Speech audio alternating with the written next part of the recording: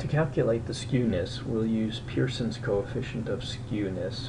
It's on page 120 of the 15th edition of Lind. You could use the software coefficient of skewness as well, but we are going to use the Pearson's estimate. So the first thing we're asked to do is to compute the mean, the median, and the standard deviation, then find the coefficient of skewness using Pearson's estimate. So the mean, we'll go ahead, we can do it either of a couple of ways. We can quickly do it this way. We know we went over the calculation, the manual calculation in the previous session, so I'll allow you to go ahead and use the Excel functions to do it. The average is 495, or just to keep it up there and save it, we can just type in the formula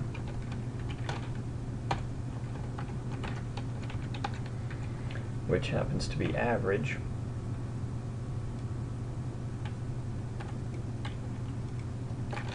As long as you do it right. There you go. Forgot to hit the tab. Get your average, and it's the same amount, 495. Look at that. Well, the median, we can use a formula for that, or we could just take a look, but let's see what the formula says for us. $3.18, which happens to be the 8th position, and we have 15, so there are 1, 2, 3, 4, 5, 6, 7 above, 7 below. The median is the median, or Q2, or 50th percentile.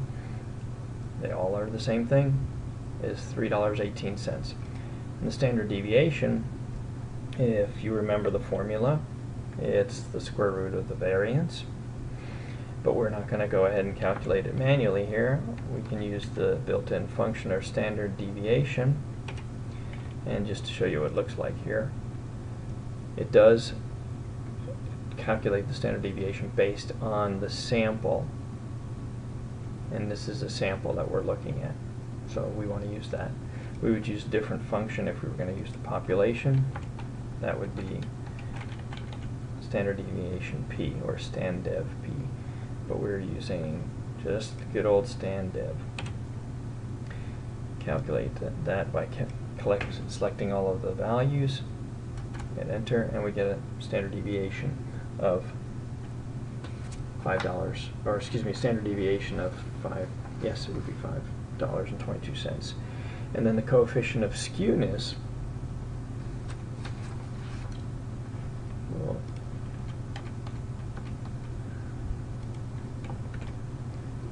bring in the formula.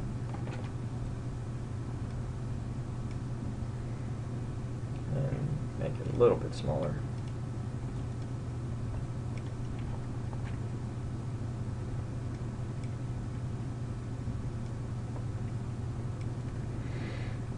So skewness is 3 times x bar, which is the mean, minus the median. So we want to find the deviation between the mean and the median.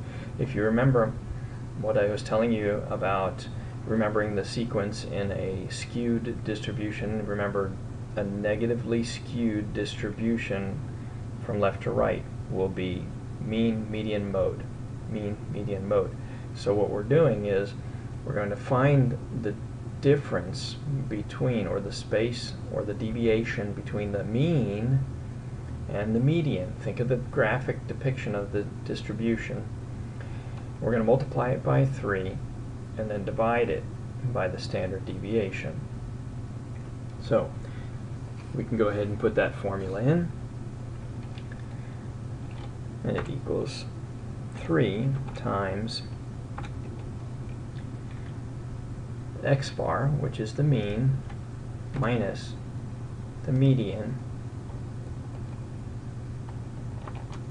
divided by the standard deviation. And we get the value of 1.02. So the coefficient of skewness is 1.02, and because that is a positive value, the range of skewness can go from where to where? How far can you go in the negative and how far can it go on the positive? Well, you'll have to look it up in the book. But to give you a hint, this is considered a somewhat small skewness.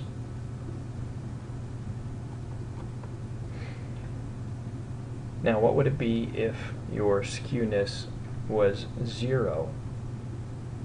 If the coefficient of skewness was 0 and we're using the calculation, or the base of the calculation is the deviation between, or the space, or the distance, or the range, however you want to look at it, between x bar and the median. So if the coefficient of skewness is 0, then our x bar and our median are on top of each other. And when are they on top of each other, or when are they the same? Well, one of the times is when you have a normal distribution, and it's a symmetrical normal distribution.